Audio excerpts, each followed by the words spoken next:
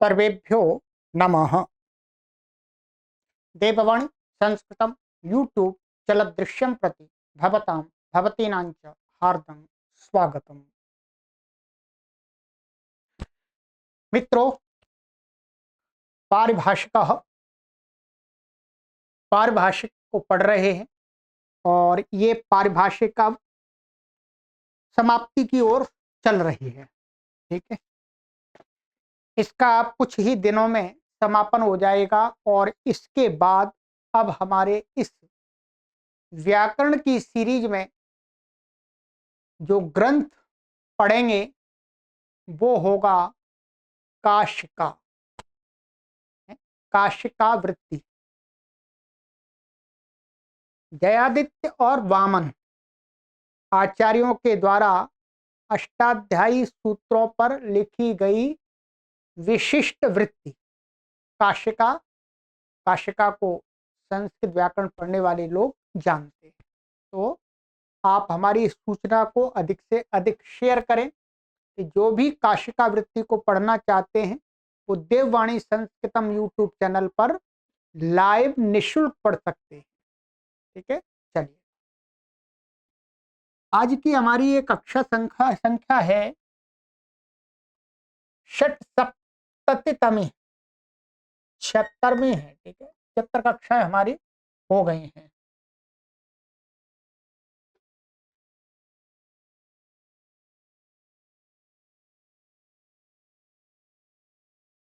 चलिएगा, गत कक्षा में मैंने आपको कुछ परिभाषाएं पढ़ाई थी, उससे आगे चलते हैं। एक परिभाषा ये हमने पढ़ी थी, आगमा अनुदात्ता भवन्ति। ठीक है, और एक परिभाषा आपको पढ़ाई थी, अवयवे कृतम लिंगम तस्य समुदायस्य विशेषकम भवति यम समुदायम सोवयवो न व्यभिचरति। ठीक है, ये दो परिभाषाएं हमने पढ़ाई। तो अब इसके आगे की परिभाषा है हमारी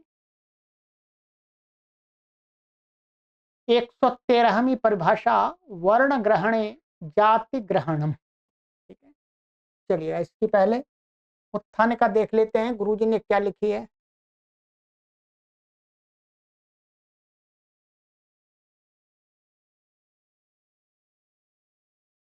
यहाँ पर गुरुजी ने लिखा है कि अप्रिक्त एकाल प्रत्यय, इस सूत्र है प्रथम अध्याय के द्वितीय पाद का 41वां। इति सूत्रे एक ग्रहणस्येदमेव प्रयोजनम यद दर्भिः जागृभिः इत्यत्र विप्रत्ययस्य अप्रिक्त संज्ञा मा भूत। अप्रिक्त एकाल प्रत्यय में जो सूत्र में जो एक पढ़ा हुआ है, यहाँ पर एक ग्रहण का ये प्रयोजन बताया है वहां पर कि एक इसलिए पढ़ा है कि यहाँ पर ये जो वी है, ये वी, ठीक है, ये वी और यहाँ पर भी ये वी है। तो यहाँ वी और इस वी की, ये द्रि धातु से भी और ये जागृ धातु से भी है। ठीक है, तो ये वी प्रत्यय है, तो वी प्रत्यय की अप्रिक्त संज्ञा मा भूत ना हो जावे।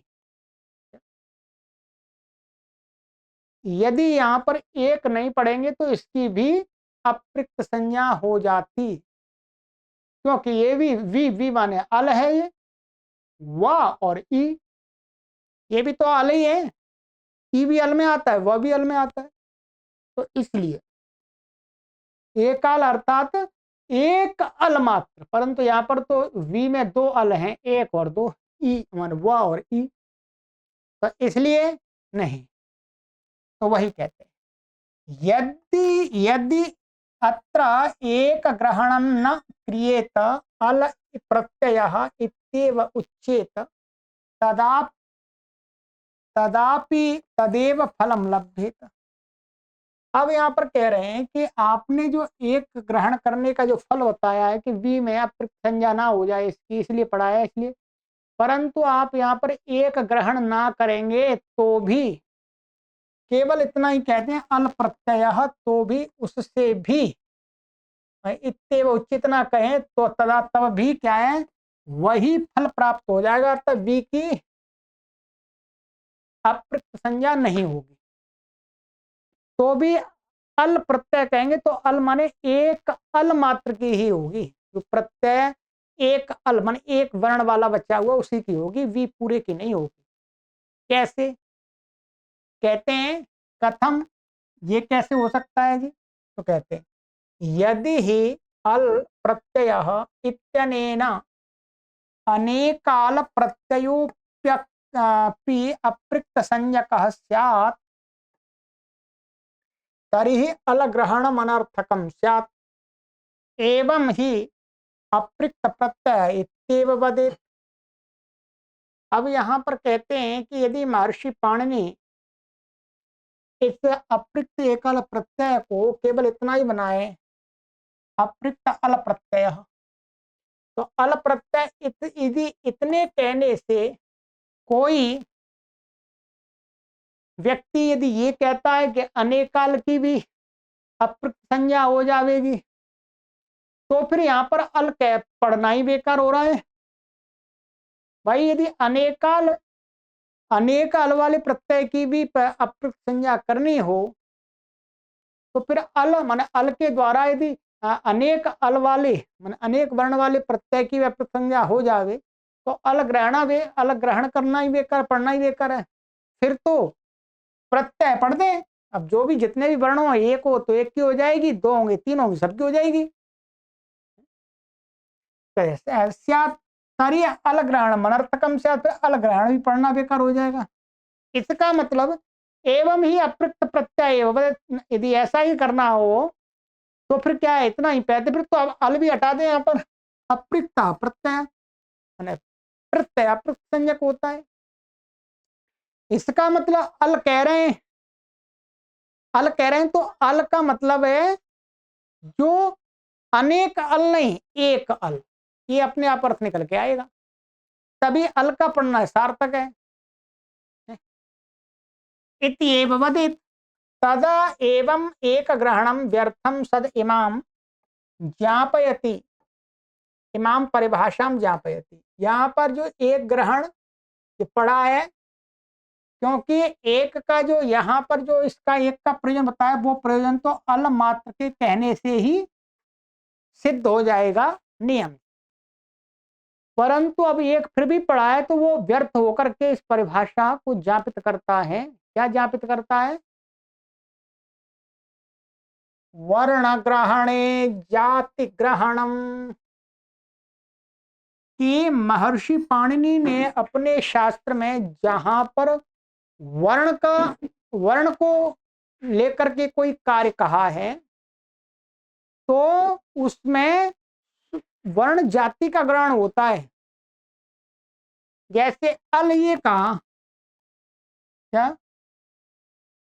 अल का, ये अल क्या है, वर्ण है। अल अल प्रत्यार के द्वारा क्या बताया जाए, वर्ण।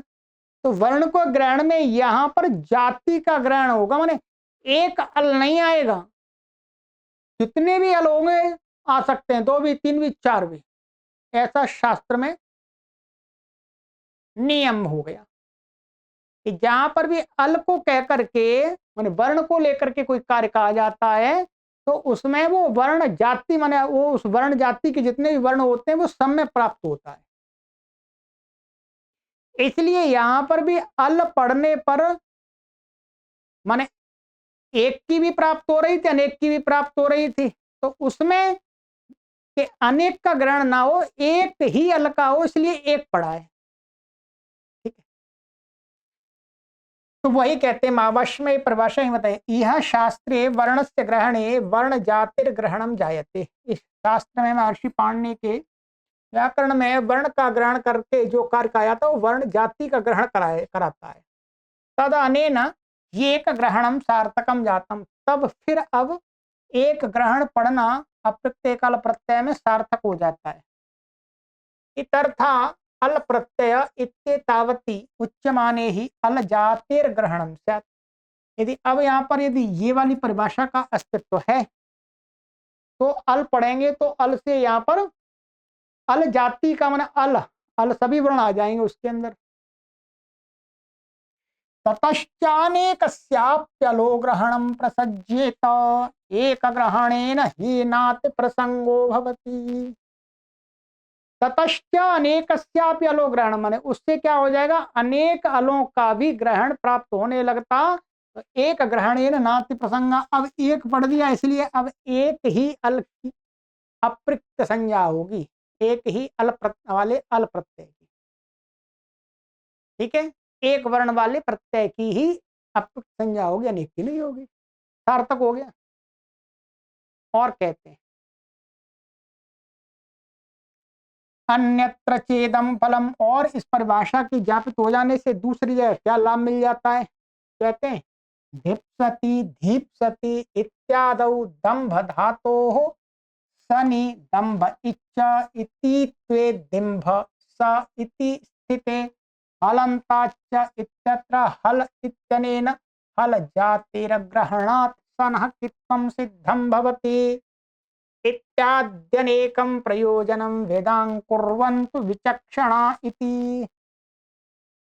कहते हैं धिप्सति धीप्सति, ये दंभ धातु से सन प्रत्यय करते हैं, सन के परे रहते क्या हो जाता है दंभ इच्छ। ये दंभ इच्छ क्या है, इत्तु करता है, माने इसको इत्तु करता है। तो ये जैसे दिंभ, ये इत्तु हो गया, इति स्थिति, अब ये दिंभ हो गया। ऐसी स्थिति का होने पर क्या, अब हलंताच्च, यहां पर क्या है, इससे हलंताच्च यहां पर लगाना है। ये यदि हलंताच्च यहां पर क्या वर्ण का ग्रहण है, यदि वर्ण ग्रहण में जाति का ग्रहण ना हो तो हल कहने, हल कहीं पर भी हल कह करके कार्य कहेंगे तो केवल एक व्यंजन होना चाहिए, एक हल वर्ण होना चाहिए। परंतु ये परिभाषा होने से क्या है, हल हल जाति माने सभी व्यंजन, व्यंजनों का ग्रहण हो जाएगा।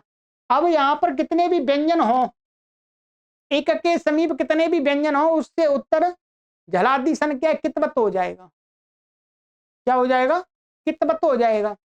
तो इत्यत्र हल इत्यनेन हल जाति का ग्रहण होने से सना कित्तम, सन का कित्त हो गया, कित्त होने से फिर इसका मकार का लोप हो जाता है, वो आगे की प्रक्रिया है। ठीक है, उसको तो कित्त हो गया। और यदि यहाँ पर जाति का ग्रहण नहीं होता तो हल माने केवल यहाँ पर ये कित्त होता नहीं, क्योंकि यहाँ तो दो हल हैं, हाँ तो दो हल हैं, एक हल है ही नहीं, तो इसलिए यहाँ पर ये सिद्धि बन जाती है। इसी प्रकार से और भी अनेक प्रयोजन को वेदांग कुर्वन्तु विचक्षणा, विचक्षण बुद्धिमान लोग वेदांग कुर्वन्तु माने जाने समझें। ठीक है, चलिए ये परिभाषा हो गई आपकी, ये ध्यान रखिएगा, वर्ण ग्रहणे जाति ग्रहणम सरल है। अष्टाध्यायी में कहीं, अष्टाध्यायी अथवा मतलब महर्षि पाणिनि का जो भी व्याकरण है, चाहे प्राचीन व्याकरण चाहे नव्य व्याकरण, वहां पर ये ध्यान रखना है कि कोई भी कार्य कहा है वर्ण को लेकर के, वर्ण को लेकर के, तो वो वर्ण जाति का ग्रहण कराता है, व्यक्ति का ग्रहण नहीं कराता है। और यहाँ अप्रयुक्त संज्ञा में इसलिए व्यक्ति का ग्रहण होगा, अल मात्र में एक वर्ण मात्र का ग्रहण होगा, क्योंकि एक पढ़ दिया। चलिएगा, ये परिभाषा हो गई। अब है हमारी आगे की परिभाषा अकृत व्यूहा पाणिनीय। ये महाभाष्य में कैयट ने इस परिभाषा को बताया है। ठीक है, और इस परिभाषा को इसमें कैयट ने इसका मैंने व्याख्यान किया है महाभाष्य में। ठीक है, अकृत व्यूहा पाणिनीय, अभी इसको पढ़ेंगे समझ लेंगे। वैसे बिल्कुल सरल परिभाषा है, बिल्कुल सरल है, इसको आप एकदम ऐसा मत लीजिएगा ये बहुत कठिन है। ठीक है, इसका आपको सार समझना है, भाव समझना है। ठीक है, आइएगा पहले इसके उत्थान का पढ़ते हैं, फिर चलेंगे।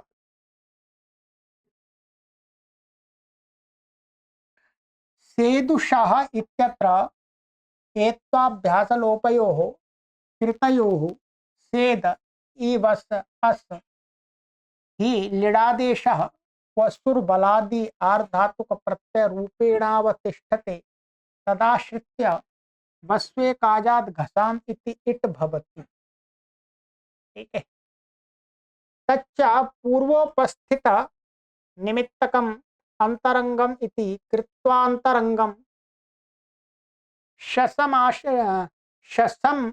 आश्रित्य प्रवृत्तम संप्रसारणं च बहिरंगम असिद्धम बहिरंगम अंतरंगे इति परिभाषया बहिरंगस्य संप्रसारणस्य असिद्धत्वात् इतः श्रवणं प्रसज्जेत ताम इमाम आपत्तिम निरासयितुमाह ज्ञापक सिद्धांत परिभाषा। ठीक है, क्या कहते हैं यहाँ पर, ये ऐसा मान के चल रहे हैं, ये सिद्धि जब करते हैं से दुषा वास्तव में ये क्या है, द्वितीय विभक्ति बहुवचन का रूप है। ठीक है, और ये लिट के स्थान में पशु प्रत्यांत पहले प्रातिपदिक बनता है, फिर उससे उसके रूप चलते हैं। ठीक है, तो यहाँ पर वास्तव में क्या होता है, ये सद धातु है और यहाँ लिट के स्थान में पशु आदेश हो जाता है। क्वसुष्ट से पशु आदेश करके और फिर इसको क्या हो जाता है, इसको अत एक हल मध्य नादेशा देर लिटी से क्या है, ठीक है, क्या हो जाता है, ये इसका सद धातु है वास्तव में, इसका अभ्यास का द्वित्व आदि हो जाता है, अभ्यास का लोप हो जाता है और इस आकार को ए हो जाता है तो सेद बन जाता है। ठीक है, ये तो अष्टाध्यायी में हमने पढ़ाई है, तब ये समझ में आएगी अष्टाध्यायी। अतः एक अलम अध्ययन आदेशादिलिटी वहां पर तो सेद, और ये क्या है वास्तव में, ये वस क्या है, पशु का वस है। यहां पर इट होगा नहीं, परंतु अभी इन्होंने थोड़ी देर के लिए यहां पर वस्वे काजात घसाम से इट कर लिया, होगा नहीं, यहां पर ध्यान रखेंगे। अभी ऐसी प्राप्ति होती है, यदि यहां पर ये अस ना लाए, यदि हम यहाँ पर सु ले आए तो यहाँ पर इट हो जाता है, परंतु जब ये आगे प्रत्यय आते हैं ngस आदि द्वितीय व्यक्ति के बहुवचन से लेकर के आगे के जो आजादी प्रत्यय आते हैं वहां पर इट नहीं होता वास्तव में। ठीक है, परंतु यहाँ प्राप्त है, इसलिए इन्होंने दिखा दिया पहले इट का ही, और ये शस का अस दिखा दिया, ऐसी स्थिति दिखा दिया। ये इट इन्होंने ऐसे दिखाया क्रमशः कि पहले सेद और वस यहाँ पर इट प्राप्त होगा। वास्तव में ये तो गस, जब हम पहले प्रातिपदिक बना लेंगे, पशु प्रत्यंत शब्द बना लेंगे, तभी तो शस आएगा। तो उस दृष्टि से पहले इट आ जाता है, पहले इट आता है, तो वो दिखा दिया है, परंतु यहां पर नहीं लाना होगा आगे चल के। तो सेद ई बस और फिर बाद में शस आ गया, ये क्या कहते हैं, लिडादेशा पशु बलादि। ये क्या है, ये लिट के स्थान में हुआ है तो लिडादेश हो गया ये, और ये पशु क्या बलादी भी है वह, इसलिए क्या है, आर्धातु को प्रत्यय रूपेण, ये आर्धातु लिट आर्धातु होता है तो आर्धातु के स्थान में हुआ, पशु भी आर्धातु हो गया। आर्धातु प्रत्यय रूपेण अवतिष्ठते विद्यमान है, उसको आश्रय करके वस्वे काजात घसाम से इट हो जाता है। तो क्या वसु और ये एकाच है, क्या है, एकाच है ये। ठीक है, एकाच, तो इसको इट आगम हो जाता है। वैसे ये धातु कैसी है, अनिट है, सब धातु कैसी है, अनिट है, परंतु इस सूत्र से यहाँ पर इट आगम की प्राप्ति होती है। तच्च, अब कहते हैं अब ये इट यहाँ पर होता है, ये आ गया मानो, परंतु अब ये जब हम इससे शस लाएंगे तो यहाँ पर दूसरा कार्य भी तो प्राप्त होगा, इट के साथ दूसरा भी प्राप्त होता है। क्या प्राप्त होता है, तच्च पूर्वोपस्थित निमित्तकम अंतरंगम। अब यहाँ पर कहते हैं जो ये इट है पूर्वोपस्थित, इसको कोई कार्य कहा गया, इसको मान करके कोई कार्य कहा गया और इसको मान करके कोई कार्य कहा गया, तो कहते हैं कि ये पूर्व में स्थित है। इस पूरे में ये क्या है, पूर्व में स्थित होने के कारण से पूर्वोपस्थित निमित्तकम अंतरंगम, ये हमने वहां पर असिद्धम बहिरंगम अंतरंगे, असिद्धम बहिरंग अंतरंगे, वहां पर हमने पढ़ाया था। तो ये वाला क्या अंतरंग हो गया, इसको मान करके कोई कार्य होगा वो बहिरंग हो जाएगा, क्योंकि ये परनिमित्त हो गया है, परोपस्थित निमित्तकम हो जाएगा ये।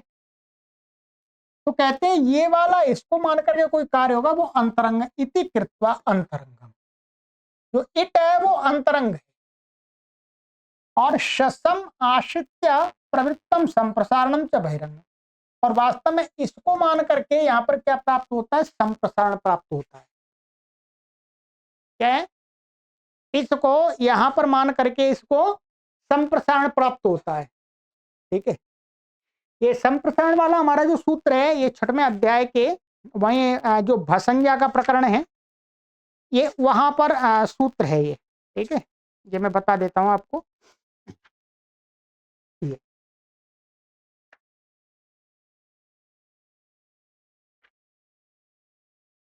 वसोह संप्रसारणम, ठीक है, क्या है, वसोह संप्रसारणम, इसको संप्रसारण प्राप्त हो रहा है। ठीक है, यहाँ वसो, तो ये वस, ये सूत्र है हमारा 6-4-131 131। ठीक है, तो इससे क्या है, इसको मान करके इसको संप्रसारण प्राप्त हो रहा है, इसको मान करके इसकी भाषंज्ञा है ये अच्छी भाव से। ठीक है, तो परंतु वो संप्रसारण क्या है, बहिरंग है। तो इसलिए असिद्धम बहिरंगम अंतरंगे इति परिभाषया बहिरंगस्य संप्रसारणस्य असिद्धत्वात्, तो बहिरंग कार्य असिद्ध हो जाएगा। पहले क्या हो जाएगा, इट होगा, इट होगा तो इटः श्रवणम प्रसज्येत, यहां पर इट सुनाई देना चाहिए, ताम, परंतु यहां इट करना नहीं है, इट को तो हटाना है। ताम इमाम आपत्तिम निराशयितुम आह ज्ञापक सिद्धांत पर, इसी आपत्ति को, इसी दोष को हटाने के लिए आगे ज्ञापक सिद्ध परिभाषा को कहते हैं। ठीक है, क्या है, अकृतव्यूहा पाणिनीयाः। ठीक, अकृत व्यूहा पाणिनीया का एक सीधा सा अर्थ बता देता हूं। पाणिनीया का अर्थ है पाणिनीय शास्त्र को पढ़ने वाले लोग, हमारे जैसे, हम तो छोटी श्रेणी में आ गए, परंतु जो पहले बड़े बड़े आचार्य हुए हैं जिन्होंने महर्षि पाणिनि के व्याकरण को समुत्कर्ष पर पहुंचाया, संसार में ख्याति प्राप्त कराई है, महर्षि पतंजलि हैं, आचार्य कात्यायन, इस प्रकार के बड़े बड़े आचार्य, तो उसमें हम भी आ जाएंगे, आप भी आ जाएंगे। पाणिनि शास्त्र को पढ़ने वाले लोग पाणिनीय कहलाते हैं। ठीक है, तदीते तदवेदादि उसमें अभी करेंगे। तो कहते हैं अकृत व्यूहा पाणिनीय, अकृत व्यूहा का यहां पर अर्थ है वास्तव में कि ऐसा कोई कार्य जिसका आगे चल के निमित्त नष्ट हो जाएगा, है? माने ऐसा कोई कार्य वो कार्य क्या है, जिस निमित्त को मान करके अभी किया जा रहा है, परंतु अब थोड़ी देर बाद संभावना है आगे चल के थोड़ी देर बाद वो निमित्त नष्ट हो जाएगा। तो कहते हैं ऐसे कार्य को जिसका आगे चल के निमित्त नष्ट होना है, उस कार्य को महर्षि पाणिनि के व्याकरण को पढ़ने वाले लोग करते ही नहीं है। अकृत व्यूहावन न करने वाले होते हैं, इसका ये अर्थ है। अकृत व्यूहा पाणिनीय, व्यूहा का अर्थ या व्यूह का अर्थ है वास्तव में शास्त्र का कार्य। यहां पर थोड़ा गलत लिखा हुआ है, वो संगति नहीं बैठेगी। यहाँ मैं पद्मंजरी में देखा, मैंने पद्मंजरी में सही लिखा है, ये काशिका की टीका पद्मंजरी है, आचार्य हरदत्त के द्वारा लिखी गई है। तो वहां व्यूह माने शास्त्र का कार्य, कृतम और न कृतम माने नहीं करने वाले होते हैं। अर्थात जिस कार्य का, जिस शास्त्र के द्वारा किया गया कोई कार्य का, किया जा रहा कार्य है, हमें लग रहा है कि आगे चल के इसका निमित्त नष्ट होना है, तो उस शास्त्र के कार्य को नहीं करने वाले होते हैं जो पाणिनीय शास्त्र को पढ़ने वाले लोग होते हैं। ठीक, इसलिए यहां पर क्या है, आगे चल के, यहां पर आगे चल के वास्तव में क्या है, ये जो व है, व को आगे चल के संप्रसारण होना है, तो व को संप्रसारण हो जाएगा तो ऊ हो जाएगा, ये ऊ हो गया है। तो और इट का निमित्त क्या है, व, और वह बलादी, और ये बलादी समाप्त होने वाला है थोड़ी देर बाद। अभी इट भी कर देंगे तो भी आगे चल के बलादी व को ऊ हो जाएगा, तो बलादी बचेगा ही नहीं। तो इसलिए ये देख करके महर्षि पाणिनि के व्याकरण को पढ़ने वाले लोग उस कार्य को करते ही नहीं, अर्थात इट को करेंगे ही नहीं, क्योंकि इट का निमित्त आगे चल के समाप्त होने वाला है, इसलिए उसको करेंगे ही नहीं, तो न करने वाले होते हैं, इतने समझदार होते हैं, कहने का तात्पर्य ये ठीक है, बस ये परिभाषा का यही अर्थ है। ठीक है, के व्यूह, व्यूह का अर्थ है शास्त्र के द्वारा कार्य किया जा रहा हो, और उस शास्त्र के द्वारा किए जा रहे कार्य का जो निमित्त है वो, उसके आगे चल के संभावनाएं वो विनाश को प्राप्त हो जाएगा, तो फिर ऐसे शास्त्र कार्य को नहीं करने वाले होते हैं महर्षि पाणिनि के पढ़ने वाले लोग। आइएगा, आप देख लीजिए, मैंने अर्थ आपको पूरा समझा दिया है, अब इसी का व्याख्यान आगे हमें देखना। अकृत व्यूहा इति बहुव्रीहि गर्भितो नहीं तत्पुरुषः। यहां पर इन्होंने ऐसा कर दिया है, क्या, बहुव्रीहि गर्भित नहीं कर दिया है, इसमें वास्तव में सीधा एक बहुव्रीहि समास होता है वार्तिक के द्वारा, यहां पर नहीं करने की आवश्यकता नहीं है। जब एक बार में ही हमारा सीधा हो रहा है नहीं तत्पुरुष समास, ठीक है, कैसे हो रहा है, यहां पर वो नहीं बहुव्रीहि से काम चल रहा है कि यहां पर करेंगे न कृतम व्यूहम, क्या व्यूहम यही ते अकृत व्यूहा, बस इतना ही हो गया, ये इतने से अर्थ निकल के आ गया, क्या, न कृतम व्यूहम यही पाणिनीयैहि ते पाणिनीयाः अकृत व्यूहाः। ये सरल है बिल्कुल, ये कठिन बना दिया इसमें ऐसे करके, और अर्थ भी स्पष्ट नहीं होता वैसे। क्या है कृतम माने व्यूहम, व्यूहम का अर्थ मैंने आपको बता दिया शास्त्र कार्यम, ये पद्मंजलि कारक में बता रहा हूं वो ही सरल सही है। क्या है, शास्त्र कार्यम, मैं अपनी तरफ से कोई यहां पर कल्पना नहीं कर रहा, ध्यान रखेंगे, शास्त्र कार्यम, शास्त्र कार्यम का अर्थ है किसी सूत्र के द्वारा किया गया कार्य या किया जाने वाला कार्य। ठीक है, तो कहते हैं न कृतम शास्त्र कार्यम यही ही, कैसा कार्य, यहां पर संगति लगानी पड़ती है, ऐसा कार्य कि जिसका निमित्त आगे चल के नष्ट होने वाला है, ऐसा शास्त्र के द्वारा किया जाने वाला कार्य को न कृतम यही है, माने न नहीं किए करते हैं, नहीं किया जाता है जिन आचार्यों के द्वारा, जिन पाणिनियों के द्वारा, वे अकृत व्यूहा पाणिनीय ऐसे होते। ठीक है, जैसे वहां आगे चल के व समाप्त हो रहा है बलादी, तो इसलिए वो इट करेंगे ही नहीं, वस्तु काया घसाम से जो सूत्र से शास्त्र कार्य प्राप्त हो रहा है, इट वो करेंगे ही नहीं, ये है, बस इसको आगे इसको हटा दीजिएगा, इसकी कोई आवश्यकता नहीं है। पहले बहुव्रीहि किया कृतः व्यूहा, और व्यूहा का भी अर्थ यहाँ पर वो उतना सही नहीं आ पाया, विशिष्टः ऊहा व्यूहा, व्यूहा ये होता है, परंतु यहाँ पर व्यूहा का अर्थ शास्त्र कार्य है। ठीक है, ऊहा निश्चय, ठीक है, तो ये अब कार्यम प्रतिभाव निमित्त विनाश है, तो इतना आप रखेंगे, इसको यहां पर इतना लेंगे, ठीक है, इसको हटा दीजिएगा, इसकी कोई आवश्यकता नहीं है, इससे आप कंफ्यूज होंगे, ठीक है, कंफ्यूज होंगे।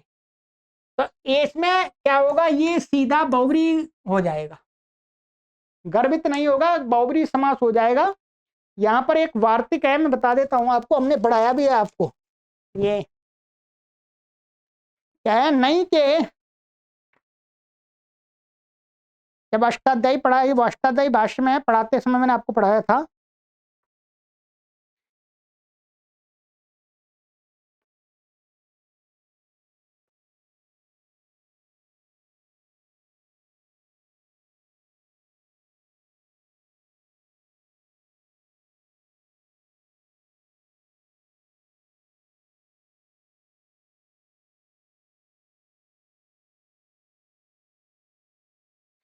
ये अनेक मन्य पदार्थ थे, अनेक मन्य पदार्थ थे, पर यहां पर उससे अनेक मन्य पदार्थ थे के ही उससे हो जाएगा, ठीक है, वहां पर वार्तिक दिए हैं उसमें से होगा। तो यहां पर बहुब्री समास ही कर लेंगे सीधा, ठीक है। और यहां पर क्या हो जाएगा, जो नई का ये न है, तो उसका तो नलोपो नया से नकार का लोप हो जाएगा, ठीक है, नलोपो नया से नकार का लोप हो जाएगा। तो बस तो सीधा सीधा समास हो गया ये आपका। अब आगे देखते हैं, अब इसी बात को खोला, कार्यम प्रति भाव निमित्त विनाशे इति, ठीक है, शेष भूतम अध्याहार्य। इन्होंने कहा यहां पर कि इस इतने वाक्यांश की यहां पर अध्याय करना पड़ेगा, जोड़ना पड़ेगा इस परिभाषा के अर्थ को पूरा करने के लिए। परंतु वास्तव में उसने पद्मंजरीकार ने व्यूह का अर्थ ही ले लिया है, क्या, शास्त्र कार्य, ठीक है, क्या ले लिया, शास्त्र कार्य। तो शास्त्र कार्य व्यूह का अर्थ ले लिया, तो फिर इसका ये हट जाएगा। बस इतने का हमें अध्ययन करना पड़ेगा, भावी निमित्त विनाशे, कि जो निमित्त, ऐसा निमित्त जिसका विनाश होने वाला है आगे, भावी निमित्त विनाशे इति अध्याहार्यम, हम इसमें जोड़ लेंगे तो क्या अर्थ निकलेगा, अभी अर्थ नहीं, ये होगा शेष भूतम अध्याहार्यम। पाणिनिना प्रोक्तम शास्त्रम अधीयते पाणिनीयाः पाणिनि शिष्याः, ये इसकी व्युत्पत्ति दिखा दे, पाणिनि ना प्रोक्तम, पाणिनि के द्वारा कहे हुए शास्त्र को पढ़ने वाले लोगों को पाणिनीय कहा जाता है, हाँ, पाणिनि के शिष्य, पाणिनि के शिष्य, हम भी पाणिनि के शिष्य ही है, ठीक है। भगवत पाणिनेः शिष्याणां मतम इदम अस्ति यद बहिरंगेण कार्येण अंतरंग कार्यस्य यन्निमित्तं तद विनाशस्य संभावनायाम उपस्थितायाम अंतरंगम कार्यम न क्रियते। भगवान पाणिनि के शिष्यों का मत ये है कि बहिरंग कार्य के द्वारा अंतरंग कार्य का जो निमित्त है उसका विनाश की संभावना आगे हो, तो उपस्थित हो, तो वो अंतरंग कार्य को नहीं करते, नहीं करने वाले होते हैं। अब जैसे ये था, क्या था, से द, और ये पशु का वस्त्र, और आगे चल के यहाँ पर अस आ गया शस का। अब अभी तो यहाँ इट प्राप्त हो रहा है, परंतु आगे चल के इसके कारण से इसको ऊ होना है, तो ये बलादी नहीं रहेगा, तो ये आगे चल के इट का निमित्त समाप्त होने वाला, इसलिए इसे इट को करेंगे ही नहीं, चाहे बेशक अंतरंग हो इट, तो भी नहीं करें, ठीक है। तो ये सेद बस अस, तो अंतरंगम कार्यम न क्रियते, नहीं किया तो फिर यहां पर इसको संप्रसारण आदि होकर के से दुषा बन जाता है। अथवा क्या है, अथवा कहते हैं यहां पर, अथवा ऐसा करते हैं, इसका अर्थ ऐसा भी कर सकते हैं कि किया हुआ कार्य को बाद में यदि निमित्त हट जाता है तो वो कार्य को भी हटा देते हैं महर्षि पाणिनि के पढ़ने वाले। कृतम अपि शास्त्रम निवर्तयन्ति प्रवर्तितम अपि लक्षणम व्यावर्तयन्ति इत्यर्थः। अर्थात शास्त्र माने सूत्र लग गया, ठीक है, माने शास्त्र को निवर्तयंती माने प्रवर्तितम अपि लक्षणम व्यावर्तयंती, किए हुए माने कोई सूत्र प्राप्त हो गया, कार्य कर दिया और हमें लग रहा है कि आगे उसका लक्ष्य निमित्त नष्ट होना है, तो उस सूत्र के द्वारा किया हुआ कार्य भी हटा देते, बाद में हटा देते। पहले तो ये दिखाया कि करते ही नहीं है, मन में विचार में बुद्धि में विचार करके कि आगे इसका निमित्त नष्ट होना है तो उसको करते ही नहीं अंतरंग कार्य को। और दूसरा इससे इस प्रकार भी ले सकते हैं कि करके फिर यदि जैसे निमित्त हटता है तो उस कार्य को हटा देते हैं, उस सूत्र को नहीं लगाते, सूत्र हट जाता है, सूत्र हट जाता है ना, सूत्र के द्वारा किया हुआ कार्य हट जाता है, उसको हटा देते हैं। तो वही कहा निवर्तयन्ते प्रवर्तितम अपि लक्षणम व्यावर्तयन्ते इत्यर्थ, सूत्र जो प्रवृत्त हो गया उसको बाद में हटा देते हैं। तथा ही यद्यपि से दिवस शब्दात शस विहित, क्योंकि जो शस आएगा वो तो इससे प्राकृतिक से आएगा। तथापि अकृत व्यूहा इति वचनात् सेद वस शस इति स्थिते संप्रसारण बलीयस्त्वात् पूर्वं संप्रसारणं ततो बलादित्वभावादिण इण न भवति। कहते हैं कि अकृत व्यूहा पाणिनीय ये वचन है, परिभाषा ले ली, ठीक है। इति वचनात् सेद बस, ये वास्तव में जो शस आता है वो मैंने बताया कि ऐसे से आता है, ऐसे से आता है, परंतु यहां पर जब शस लाएंगे इससे, तो शस लाएंगे तो क्या करेंगे, ये जो वस्तु कायद घसाम से जो इट का प्रवृत्ति हो गई थी, इट की प्रवृत्ति हो गई थी, तो इट की प्रवृत्ति अब जब शस लाएंगे और शस ला करके हमें मालूम हो रहा है कि इसका ये हटेगा, संप्रसारण करना है, तो जो वस्तु काया घसाम सूत्र था वो लग गया था, उस सूत्र को यहां हटा देंगे कि यहां नहीं लगेगा, यहां नहीं लगेगा, यहां पर इट नहीं करेगा। और फिर संप्रसारण बलीयस्त्वात्, ये परिभाषा हमने पढ़ी थी, संप्रसारणम संप्रसारणाश्रयम च कार्यम बलवत भवति, संप्रसारण के आश्रित जो कार्य होता है वो पूर्व पर नित्यंतरंग उनकी अपेक्षा से बलवान होता है। तो यहां पर अब क्या होगा, उस परिभाषा के बल से पहले संप्रसारण होगा, संप्रसारण इसको वो हो गया, क्या हो गया, ऊ, अब बलादि अभाव हो गया, तो अब इट की प्राप्ति नहीं होगी। यहां पर तो लग गया था, शस लाने से पहले तो लग गया, परंतु शस लाए तब हमने इसको हटा दिया, अब इसको प्राप्ति ही नहीं है।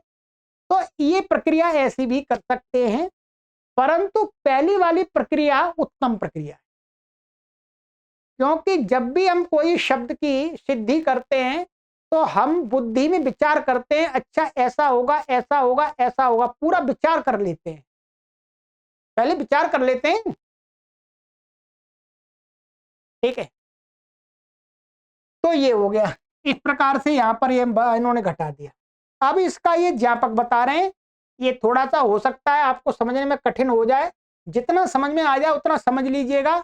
ये वास्तव में वही दिया है, ये महाभाष्य के अंदर, ये वास्तव में काशिका, मूल काशिका में नहीं दी, ये मूल काशिका में तो नहीं दी, पर काशिका की टीका में ये बात उठाई है, पद्मंजरी में, न्यास में नहीं उठाई, और महाभाष्य में तो बताइए, ठीक है।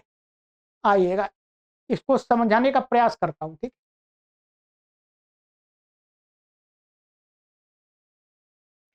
इयं परिभाषा भाष्ये समर्थानां प्रथमाद्वा इत्यत्र समर्थ ग्रहणेन ध्वनिता। ये जो परिभाषा है, ये भाष्य में या समर्थनम प्रथमाद्वा समर्थ ग्रहण या समर्थ पड़ा हुआ है, इससे ध्वनित होती है, माने इसके अस्तित्व का पता चलता है कि ये परिभाषा है।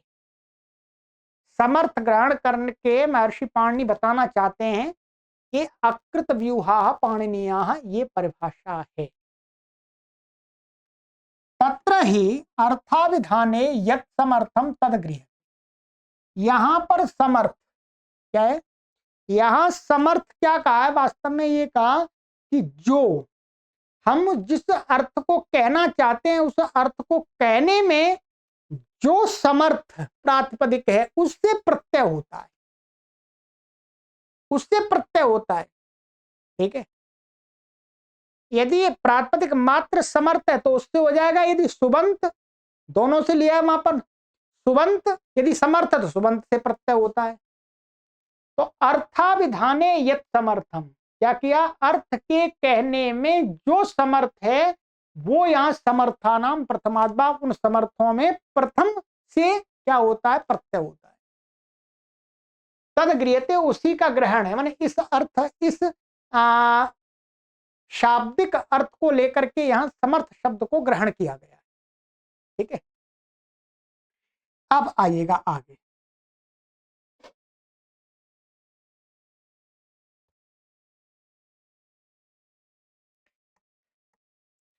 कहते हैं कि तत् पुनः कृत वर्णानुपूर्वी कम पदम सौत्थिति वैक्षमाणि इत्यादि भवति।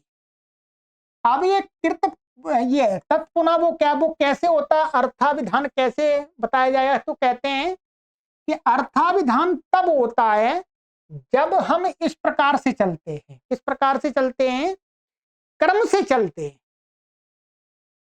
क्या है, कर्म ने जो शब्द की सिद्धि है उसको क्रम से लेके चलते हैं। एक होता है विभज्यान्वाख्यान पद, हमने पहले बताया था कि जिस शब्द को हमें बनाना उस शब्द को लेकर के हमने पूरा एकदम खोल दिया है, एकदम चीर फाड़ करके देख लिया, और एक क्रमशः इतना बनेगा, अब इसके बाद इतना बनेगा, इतना बनेगा क्रमशः। तो कृत वर्णानुपूर्वीकम पदम,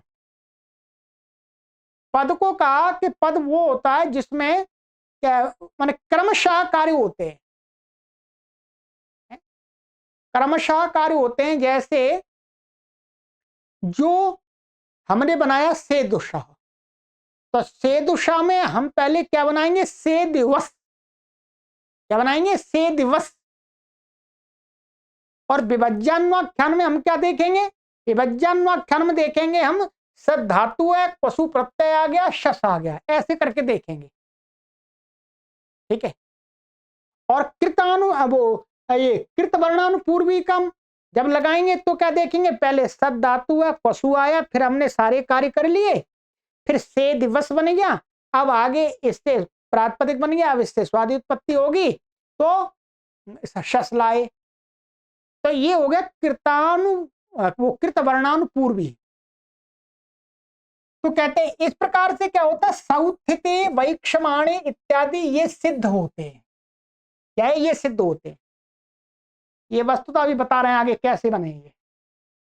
कहते हैं यथा तद ही लोके अर्थ प्रतिपादनाय समर्थम भवति, कि वही वास्तव में जब कृत वर्णानुपूर्वी कम पदम हम लेके चलते हैं उस प्रकार से ही जो शब्द बनता है वो लोक में अर्थ का कथन करने में समर्थ होता है। माने तो शब्द को बोल करके उस अर्थ की प्रतीति होती है, माने बोध होता है। ठीक है, उस क्रम से चलते हैं। तो विभज्यान्वाख्याने तो वारणादांगम बलिय यणादेशम नहीं, दीर्घादेश कर लीजिएगा। ठीक है, ये क्या है, दीर्घ, यहाँ गलत लिखा हुआ, दीर्घादेश है। दीर्घादेशम बाधित्वा वृद्धे प्रसंगात सुउत्थित इत्यस्मादपि प्रत्यय स्यात्। अब देखिएगा, कृतानु, वो ये कृत वर्णानुपूर्वीकम पदम जब हम सौत्थिति बनाते हैं तो कैसा होता है, ध्यान रखेंगे। सौत्थिति में ये सु और ये उत्थित, ये ऐसा शब्द होता है। इनका पहले हम समास हो जाता है सु और उत्थित का, और समास होकर के आकाश सवर्ण दीर्घ लग करके ये क्या बन जाता है, सुथित। ध्यान रखें, क्या है, सुथित, ये ऐसा बन जाता है सुथित। सुथ एक कृत वर्णानुपूर्वी चल रहा है। अब सुथित से सुथित का अपत्य कहने में आता, ईय से यहां पर ईय प्रत्यय होता है। ये प्रत्यय होता है, और ये प्रत्यय माने यहाँ पर ये घस आता है, घस से ये प्रत्यय होता है, ये इसका लुक हो जाता है। अब ये को मान करके इसको वृद्धि होती है, ठीक है। और यहाँ पर क्या हो जाता है, यस्येति जैसे आकार का लोप सौत्थिति बन जाता है, सौत्थिति स्वादि उत्पत्ति करें, ठीक है। पहले सुस्थित बनाते हैं, फिर उससे ये प्रत्यय लाते हैं। एक कृत वर्णानुपूर्वी, अब हमें बनाना है सौत्थिति। अब हम इसको देखेंगे विभाज्यान्वाख्यान करके।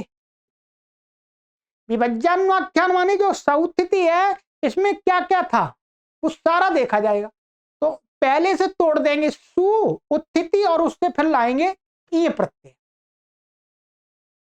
ठीक है। जब इसको ध्यान रखेंगे, इस प्रकार से हम चले, कृता वर्णानुपूर्वी का पदम इस रीति से चले, तो ये सौत्थिति माने जो अच्छी प्रकार से उठने वाला, उसके अपत्य को कहने में ये शब्द समर्थ है।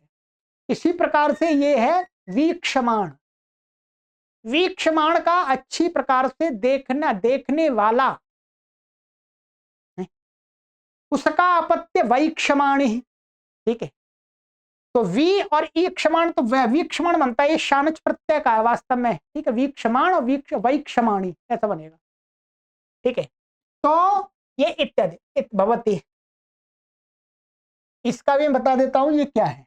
ये वास्तव में क्या है, ये वी है, और यहां पर क्या है, ये ईक्ष धातु से शानच प्रत्यय करके ईक्षमाण बनता है, ठीक है। ईक्षमाण का हम वी के साथ में समास कर लेते हैं, ठीक है, कृत वर्णानुपूर्वी रीति से। तो ये क्या बनता है, वीक्षमाण, ठीक है। अब वीक्षमाण कोई व्यक्ति है, किसी का नाम रख दिया है, उसके अपत्य को कहना है, तो अपत्य को कहने में अई प्रत्यय होकर के वैक्षमाण ही बन जाता है। तो उस अपत्य को कहने में ये शब्द समर्थ है, ठीक है। ये हो गया कृत वर्णानुपूर्वीकम पदम, ठीक है। कक्षा बड़ी होगी, कोई बात नहीं, समझ लीजिए, इतना समझ में आ जाए उतना। विभज्यान्वाख्यान करेंगे, तो विभज्यान्वाख्यान में क्या होगा, इससे ऐसी स्थिति हम दिखाएंगे, माने जो ये प्रत्यय करेंगे वो सु उत्थित, और यहाँ पर ये लाएंगे, ऐसा दिखे, ये ऐसा आएगा। विभज्यान्वाख्यान में शब्द को पूरा तोड़ देंगे, तब उससे प्रत्यय दिखाएंगे। कृत वर्णानुपूर्वी में तो क्या दिखाया, सुस्थित हमने पहले लिया, अब यहां पर ये दिखाएंगे सुस्थित भी अलग तोड़ के दिखाएंगे। तो जब तोड़ के दिखाएंगे तो सु उत्थित और ये प्रत्यय। अब यहां पर क्या होगा, वार्णादांगम बलियति अणादेशम बाधित्वा वृद्धे प्रसंगात, यहाँ अणादेश नहीं होगा, दीर्घादेश हो, मैं बार यहाँ लिखाना पड़ेगा, ठीक है। यहां पर ई को मान करके ध्यान रखेंगे, ई को मान करके इसको वृद्धि प्राप्त हो रही है, ठीक है। और अका सवर्ण दीर्घा से इन दोनों में दीर्घ प्राप्त हो रहा है। तो पहले कौन सा कार्य हो, तो कहते हैं पहले कार्य तो ये होगा वार्णादांगम बलिया। वार्णादांगम बलिया अंग माने वर्ण के कार्य से, जो अका सवर्ण दीर्घा जो है वो तो वर्ण का कार्य है, और जो वृद्धि है वो अंग का कार्य है। तो क्या है, वृद्धि, इस परिभाषा के बल से क्या है, वृद्धि के प्रसंग माने वृद्धि बलवान हो जाएगी। वृद्धि होगी तो ये को वृद्धि, इसको वृद्धि होने लगेगी, औ होने लगेगा, औ हो गया। अब ये औ हो गया, अब यहां पर आब आदेश हो जाएगा। तो आब आदेश होकर के कहते हैं इत्यस्मात् प्रत्यय स्यात्, ऐसी स्थिति से ये प्रत्यय का स्यात्, और फिर वृद्धि ततश्च सावुत्थिति इति अनिष्ट प्रसंग स्यात्। अब ये क्या बनेगा, सावुत्थिति, अब आब आदेश होकर के सावुत्थिति बनेगा। क्या बनेगा, सावुत्थिति।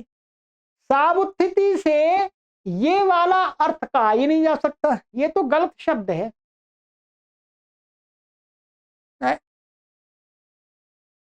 तो इसलिए विभज्यान्वाख्यान में तो ये दोष आ रहा है। तो इसका मतलब ये हो गया, ये इस स्थिति में ये शब्द सौत्थिति जो अपत्य उसको कहने में समर्थ नहीं है। कृतवर्णानुपूर्वी पदम रीति से चलेंगे, पहले सूत्थित बनाएंगे, फिर यहाँ लाएंगे, तब जाकर के उसको कहने में समर्थ होगा सौत्थिति। इसलिए ये क्या है, ये असमर्थ है, ये असमर्थ है, इसलिए समर्थ चाहिए हमें वहां पर। वो कहते हैं न। अच्छा, अब यहां पर कहा, अब एक दूसरा माने पूर्व पक्षी ने प्रशंका उठा दी कि भाई आपने ये दोष दिखाया, ऐसा बन रहा है विभज्यान्वाख्यान में। तो विभज्यान्वाख्यान में तो कहते हैं ननु अत्र अंतरंगत्वात् एणादेशे कृते पश्चात प्रत्यय स्यात्। अब यहाँ पर एणादेश फिर कर दिया, दीर्घादेश होगा, ठीक है, यहाँ सही नहीं किया किसी ने। अब यहाँ पर ये लगा दिया भाई कि यहाँ पर वार्णादांगम बलीय, वार्णादांगम बलीय परिभाषा नहीं लगेगी, यहां पर तो अंतरंग है, ये दीर्घ आदेश अंतरंग मानेंगे हम। यहां पर इसको विभज्यान्वाख्यान में भी हम इसको क्या मानेंगे, अंतरंग, और ये को मान करके जो वृद्धि प्राप्त होगी वो बहिरंग है, वृद्धि बहिरंग है वास्तव में है? और वर्ण का कार्य वो अंतरंग है, तो अंतरंग कार्य पहले होगा, तो होगा ऋणादेश कृत्य, वो दीर्घादेश कृत्य। अब यहां पर तो पहले दीर्घादेश होगा, उ सु थित बन जाएगा, पश्चात प्रत्यय से आप पर बाद में प्रत्यय कर लेंगे, तो विभज्यान्वाख्यान में कोई दोष नहीं आएगा। अर्थात विभज्यान्वाख्यान पद जब पद लेकर के जिस रीति से चलेंगे उसमें भी सिद्ध हो रहा है, सिद्ध हो रहा है। तो कहते हैं एवं तरहि एतद अनेन समर्थ वचनेन ज्ञाप्यते अस्ति इयं परिभाषा। कि इस प्रकार से तरहि तब तो इसी के इसी समर्थ वचन, समर्था नाम प्रथमाद्वा से समर्थ वचन से ये ज्ञापित होता है कि अस्ति इयं परिभाषा, कौन सी, अकृत व्यूहा पाणिनीयः, अकृत व्यूहा पाणिनीयः, अर्थात यहां पर कि इसको ये अकृत माने शास्त्र के द्वारा किया जाने वाला, किया गया कार्य भी यदि उसका आगे चल के निमित्त नष्ट हो रहा है तो उस कार्य को करने वाले नहीं होते, नहीं होते हैं। अब समर्थ, समर्थ का ये प्रयोजन तो नहीं निकला, कृत वर्णानुपूर्वी पदम विभज्यान्वाख्यान, वो तो दोनों में सिद्ध कर दिया उन्होंने। तो समर्थ का अब क्या अर्थ निकलेगा, समर्थ का क्या, तो ये परिभाषा इस समर्थ से ये ज्ञापित होता है कि वहां पर जो समर्थ पड़ा है वो इसके लिए नहीं है, ये इस परिभाषा के अस्तित्व को बताने के लिए, इस अस्तित्व को बताने के लिए है कि ये परिभाषा है। तो उससे क्या होगा, उससे ये होगा तेन पपुषः तस्थुषः इत्यादि सिद्धम भवति। इससे ये पपुषः तस्थुषः ये रूप हैं, ये इन्होंने गस का दिखाया है, षष्ठी व्यक्ति एक वचन का दिखाया है, द्वितीय में भी यही बनेगा, ये सिद्ध हो जाते हैं, ठीक है। कैसे, अब समर्थ का अर्थात है अंतरंगत्वात् पूर्वम कृतोपि इडागमा एतत् परिभाषा वशा निवर्तते। चाहे वेशक अंतरंग कोई कार्य हो, परंतु उसका निमित्त आगे चल के नष्ट होने वाला है तो वो हट जाता है। अंतरंगत्वात् पूर्वम कृतो, माने अंतरंग से, अंतरंग होने पर से पहले किया गया जो इट आगम है वो भी इस परिभाषा के वश से, ताकत से, शक्ति से हट जाता है। तो क्या होता है, जैसे पपुषः तस्थुषः में पपा वस ये बना दिया, ये पशु है, ठीक है, बस पपा बन गया। अब यहां पर क्या है, पपा, यहां पर, और फिर इसको पपा वस, और ये षष्ठी विभक्ति का एक वचन ngस आ गया, यहाँ ngस भी ला सकते हैं, शस भी ला सकते हैं, ठीक है, कोई बात नहीं है, यहाँ भसंज्ञा दोनों में होती है, पर यहाँ ngस दिखाया, कोई बात नहीं। तो ये गस का आस बचा। अब यहाँ पर इति स्थिते, ऐसी स्थिति में इट भी प्राप्त हो रहा है और संप्रसारणम, क्या है, वसो संप्रसारणम से यहाँ पर इसको मान करके इसको संप्रसारण प्राप्त हो रहा है, और आर्धातु कस्य बलादि से इसको मान करके इटागम प्राप्त हो रहा है। इट भी प्राप्त हो रहा है, संप्रसारण।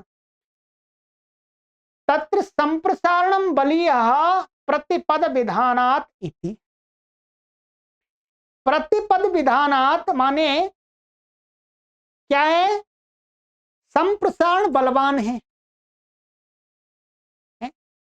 प्रतिपद विधानात् माने अब इनका कहने का अर्थ ये है कि यहां पर यदि इट भी करते हैं, ये कहने का था, ये आगे जो बात आ रही है एकदम ऐसे हमें इसकी संगति लगानी पड़ेगी। यदि यहां पर अंतरंग मान करके इट कर भी दिया, कर दिया, ठीक है, तो भी अब आगे चल के ये जो पशु जो वश है इसको संप्रसारण हो रहा है, संप्रसारण बलवान मान करके, ठीक है। तो बलवान इसलिए पहले ऐसा भी मान सकते हैं कि संप्रसारण संप्रसारणाश्रयम संप्रसारणाश्रयम च बलवत भवति, बलवान होता है संप्रसारण संप्रसारण के आश्रित जो कार्य है पूर्व रूप। तो ऐसी स्थिति में इट प्राप्त होता है संप्रसारण, तो पहले संप्रसारण बलवान है, तो संप्रसारण बलवान होने के कारण प्रतिपद विधानात् माने क्रमशः विधान कर रहे हैं इधर से, तो यहां ये संप्रसारण पहले होगा, संप्रसारण पहले हो गया, ठीक है, और इट नहीं हुआ, ठीक है। तो प्रतिपद विधानात् इसका अर्थ यही है, प्रतिपद का मतलब माने ये पपावस, पपावस ये ऐसा शब्द है, फिर उसका ngस है, तो प्रतिपद माने पहले इतने को कार्य करेंगे इसको मान करके, फिर उसको कोई आगे चल के कार्य होगा वो करेंगे, इस रूप में ये प्रतिपद विधान यहाँ पर कह रहे हैं। तो अब यहाँ पर क्या हो जाएगा, संप्रसारण हो गया। अब संप्रसार तत्र कृते बलादित्व अभावात इट नास्ति इति सिद्धम पपुष इति। अब संप्रसारण कर लेने पर क्या हो जाएगा, ये बलादित्व नहीं रहेगा, नहीं रहेगा, तो अब यहां पर इट नास्ति, अब इट भी नहीं है, इसलिए इट भी हट गया, माने इट भी हट गया, नास्ति इति सिद्धम पपुषे, पपुषा सिद्ध हो जाएगा। ये थोड़ी सी आपको यहाँ पर कठिन हुई होगी, वैसे मुझे लगता है ये यहाँ पर बताने वाली बात नहीं, ठीक है, परंतु लिखा हुआ है यहाँ पर, इसलिए मैंने समझाने का आपको प्रयास किया। ये आप सभी को कठिन तो पड़ेगी, ठीक है, पर आपको जितना भी समझ में आएगा उससे संतुष्ट हो जाइएगा, ठीक है। इसका पूरा समझ में आएगा ये वास्तव में महाभाष्य में, काशिका में भी नहीं आएगा, ध्यान रखें, काशिका में इसको उठाया ही नहीं है, तो पद्मंजरी में उठाया है। तो कुल मिलाकर के यहां पर समर्थनम प्रथमाद्वा में समर्थ ग्रहण इसलिए माना है कि अकृत व्यूहा पाणिनीय, अर्थात अंतरंग माने ऐसा कोई कार्य जिसका निमित्त आगे चल के विनाश को प्राप्त होने वाला है, तो उस कार्य को महर्षि पाणिनि के पढ़ने वाले करते ही नहीं। तब वो जाकर के शब्द ऐसे समर्थ से, ऐसे समर्थ को वहां लिया, क्या ऐसे समर्थ को लिया, जैसे यहां पर सुउत्थित, यहां पर यदि पहले वृद्धि कर देंगे तो यह शब्द समर्थ नहीं माना जाएगा, इसलिए यहां वृद्धि करते ही नहीं है, वृद्धि वाला शास्त्र यहां लगाते ही नहीं है। पहले यहां पर समर्थ कब माना जाएगा, जब ये दीर्घ होगा पहले तक, ठीक है। चलिएगा, ये हो गया, तो इतना इसका ये हो गया, ठीक है। इसी प्रकार से ये तस्थुषः, ये इसमें वस्वे का जात घसाम से ही इट प्राप्त होता है, ध्यान रखेंगे, उसी को लेकर के इट की बात कर रहे हैं ना। अब ये आगे अपनी तरफ से कह रहे हैं, ये दूसरी पुस्तक है उसमें ये परिभाषा हटा दी है ठीक है, ये परिभाषा हटा दी है, ये दूसरी वाली नई पुस्तक छापी है उसमें ये परिभाषा नहीं रखी। नहीं प्रवृत्तम वचन शतेनापि निवर्तत इति न्यायस्य इयम अपवाद भूता लक्ष्य स्थित्या क्वचित एव आश्रियते। कहते हैं क्योंकि ये न्याय है, वचन है कि न ही प्रवृत्तम वचन शतेन, माने कोई कोई कार्य हो गया, अब कोई कितना भी बार बोले, सैकड़ों बार बोले कि नहीं ये नहीं हुआ नहीं हुआ नहीं हुआ, तो अब वो हटेगा नहीं। रोटी सिक गई तो अब कोई उसी रोटी को ये कहने नहीं ये सिकी नहीं है, अब वो बिना सिकी नहीं हो सकती, सिकी हुई रहेगी चाहे कितना भी कोई ताकत लगा ले, ये नियम है। न ही प्रवृत्तम वचन शतेन अपि निवर्तते, कि प्रवृत्त कोई कुछ हो गया, संपन्न हो गया, कोई कितना भी बोले तो वो हटता नहीं है, ना निवर्तते। इति न्यायस्य, इस न्याय की इयम अपवाद भूता परिभाषा लक्ष्य स्थित है, ये जो अपवाद उसकी अपवाद है, क्योंकि यहां पर क्या कहा, ये एक बार ये अर्थ लिया था कि इट हो गया और फिर वह हट गया तो इट, अब इट अपने आप नहीं हुआ। तो इस न्याय की अपवाद भूता है कि हाँ ऐसा भी होता है, लोक में नहीं होता होगा परंतु यहां तो होता है।